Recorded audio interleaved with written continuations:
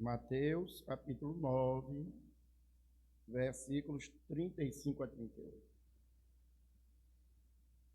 Vamos ler todos juntos? Todos. E percorria Jesus todas as cidades e povoados, ensinando nas sinagogas, preparando o evangelho do reino e curando toda sorte de doença e enfermidades. Vendo ele as multidões, compadeceu-se delas, porque estavam aflitas e exaustas, como ovelhas que não têm pastor. E então se dirigiu aos discípulos: a seara, na verdade, é grande, mas os trabalhadores são poucos. Rogai, pois, ao Senhor da seara que mande trabalhadores para a sua seara. Amém. Este texto, irmãos, nós vamos continuar a exposição, né? Continuamos expondo o Evangelho de Mateus. Este texto, ele não tem paralelo, né? Existe um outro texto que fala do mesmo tema. É o texto da missão dos 70, narrado em Lucas, capítulo 10, versículo de 1 a 12. Repetindo de novo, irmãos, novamente, mais uma vez, nós pleonasmos todos, repetindo, ele não tem um texto paralelo, quer dizer, não tem um outro evangelho que narre isso aqui. Não significa que este tema não seja tratado, pelo contrário, esse tema é tratado lá em Lucas. Eu tenho feito esse exercício sempre com os irmãos para mostrar que a Bíblia se interpreta pela própria Bíblia. Ninguém pode fazer doutrina ou pregar apenas um versículo, extrair um tema de apenas um versículo em detrimento de toda a Escritura. Não, muito pelo contrário. O pregador, ele precisa extrair deste texto, porque não é a opinião dele que importa. O que importa é a verdade que está no texto. E graças a Deus, aqui na Boca do Rio, na nossa igreja, nós temos cobrado muito dos pregadores e temos recebido uma resposta muito positiva disso, de alguém que venha expor de fato a palavra de Deus, aquilo que o texto bíblico diz. Esses 3 ou 4 versículos, os 4 versículos, do 35 ao 38, traz um resumo, uma sinopse dos primeiros passos ou do início do ministério de Jesus. E é incrível que essa sinopse, esse resumo, será a marca do restante do ministério de Cristo na terra. Então, Mateus está fazendo aqui um preâmbulo, um resumo daquilo que Cristo fez lá no início do Evangelho, e Mateus também está mostrando quais são as características do ministério de Cristo. Isso vai nortear todo o seu ministério. Nós poderíamos chamar o ministério de Cristo como ministério messiânico ou como ministério pastoral, e isso é uma grande verdade.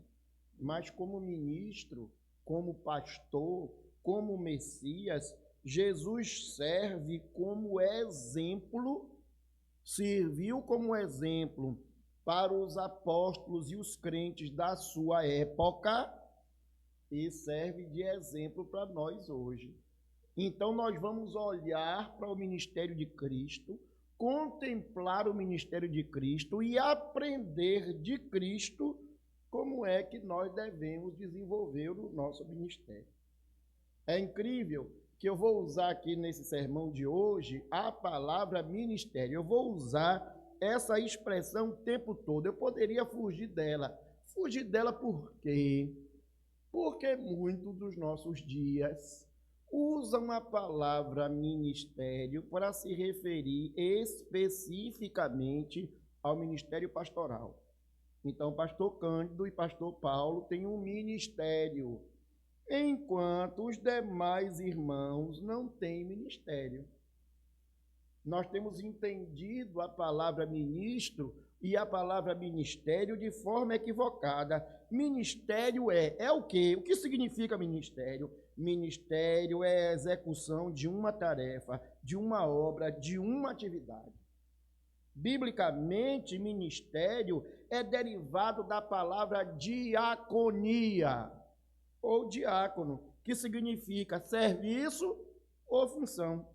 Está intrinsecamente, irmãos, ligado à ideia de servir primeiramente a Deus e servir aos homens. Era isso que o diácono fazia. Então, é sobre este significado da palavra ministério que eu gostaria de tratar com os irmãos hoje.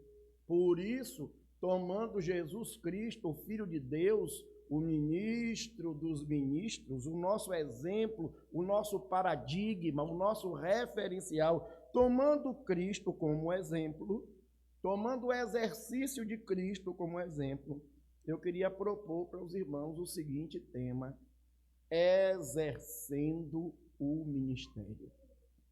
Como é que eu e você, presbítero Emanuel, presbítero Jonilson, diácono Luciano, diácono Joil, irmã Gabriela, irmã Leda, irmã Rita, irmã Léa, como é que eu e você podemos exercer o nosso ministério?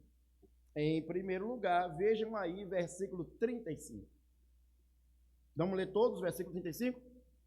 E percorria Jesus todas as cidades e povoados, ensinando nas sinagogas, pregando o evangelho do reino e curando toda sorte de doenças e enfermidades.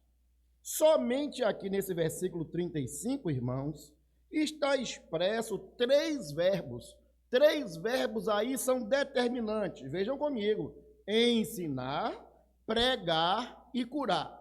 Então, há três ações que estão aí ligadas a somente o versículo, que estão ligadas ao ministério de Jesus: ensinar, pregar e curar. Esses três verbos, essas três ações, esses três aspectos serviram de espelho para os missionários, para os primeiros missionários presbiterianos que vieram para o Brasil. Nós falamos muito de Simonton, quando veio lá trazer o evangelho para o Brasil, mas esquecemos que Simonton, logo com pouco tempo, mandou chamar seus colegas de seminário, mandou chamar o seu cunhado, trouxe parte da sua família, trouxe outros missionários e pastores norte-americanos que vieram para o Brasil. E ao chegar no Brasil, eles tomaram essa ideia do versículo 35 como base. Criaram a igreja e ao lado da igreja uma escola e ao lado da escola um hospital. Então, o evangelho pregado no Brasil, ele tinha três aspectos que são importantes. Dá-nos aí a ideia do evangelho integral.